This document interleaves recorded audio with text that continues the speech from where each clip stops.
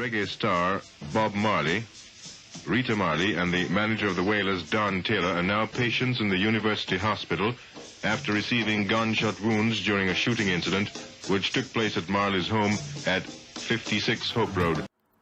On December the 3rd, 1976, at around 8:30 p.m, 2 carloads of assassins drove into Bob Marley's Tough Gong headquarters at 56 Hope Road in Kingston, Jamaica, and opened fire.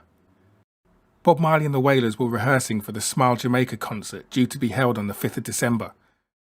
According to Tyrone Downey, the Wailers' keyboardist at the time, they were rehearsing the song I Shot the Sheriff when the gunmen began shooting in the area the band were rehearsing.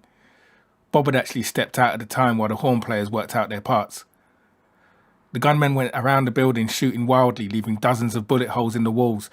Downey said at one point he saw just a hand reach around the door of the room they were sheltering in and start firing shots blindly. Bob was shot twice. One bullet grazed across his chest while the other lodged in his arm just above his elbow. Rita Marley had a gunshot wound to her head, and Don Taylor, the band's manager, was shot 5 times in the chest and legs. One other person was also shot, but there were no fatalities. The reason for the attempt on Bob's life seemed obvious. The Smile Jamaica concert had become highly politically charged. Shortly after the concert was announced, elections were scheduled for the 15th of December, just 10 days after the concert.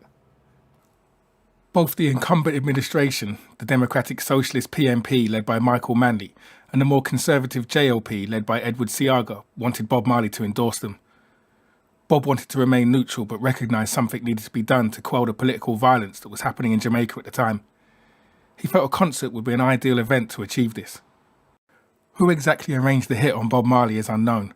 Some say the CIA were involved as part of their ongoing efforts to destabilise the socialist Jamaican government and prevent what they described as another Cuba.